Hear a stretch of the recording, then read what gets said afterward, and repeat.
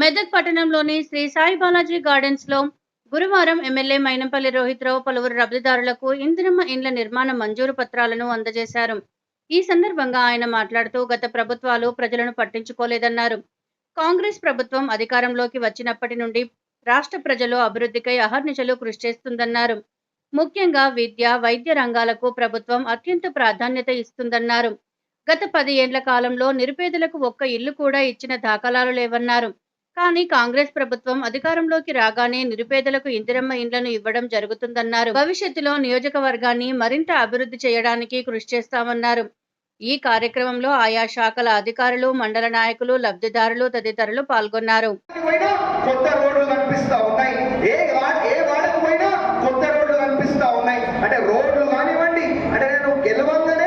అన్ని పాఠశాలలు అన్ని స్కూళ్ళకు కూడా పోవడం జరిగింది.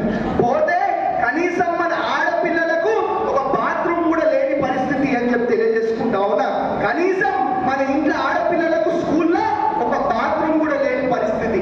అట్లాంటిది మరి నేను గెలిచిన వెంటనే అన్ని స్కూళ్ళల్లో కూడా ఇవాళ బాత్రూమ్లు కట్టుకోవడం జరిగింది అని చెప్పి తెలియజేసుకుంటా ఉన్నా.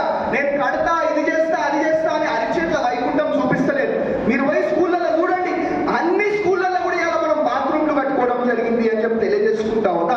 మరి అదే కాదు, మనకు రెండు ముఖ్యమైన విషయాలు నేను ఎప్పుడు కూడా చెప్తా. ఒకటి విద్య, ఒకటి వైద్యం. ఇప్పుడు మన పిల్లలు మంచిగా చదువుకొని భవిష్యత్తులో ఉన్నతమైన స్థానం పోవాలనే కదా మనం అందరం కోరుకునేది. దానికన్నా ఎక్కువ మనం కోరుకుంటామా? ఏం కోరుకోం. మరి అట్లాంటి పరిస్థితిలో గత 10 ఏళ్లలో కనీసం స్కూల్లో కూడా బాత్రూమ్ లేని పరిస్థితి. అట్లాంటిది మనం వచ్చిన వెంటనే మన పిల్లలు మంచిగా చదువుకోవాలా, భవిష్యత్తులో ఉన్నతమైన స్థానాలకు పోవాలా, మంచిగా ఉండాలనే ఉద్దేశంతో పక్కనే రామాయణపేట మెయిన్ రోడ్డు మీద దాదాపు 20 నుంచి 25 ఎకరాలలో మరి 200 కోట్ల నుండి ఇవాళ బ్రహ్మాండంగా స్కూల్ నిర్మించుకుంటా ఉన్నాము అని చెప్పి తెలియజేసుకుంటా ఉన్నా. ఆ స్కూల్ పూర్తయితే మన పిల్లలే చదువుకునేది. మన పిల్లలు చదువుకుంటే మనం బాగుంటాం. మీరు బాగుంటే నేను బాగుంటా, నేను బాగుంటే మీరు బాగుంటారు. కాబట్టి మీరు గట్టిగా ఉండాలా. మీరు నా కోసం, నేను నీకోసం అనేటట్టు మనం కలిసి పనిచేద్దాం.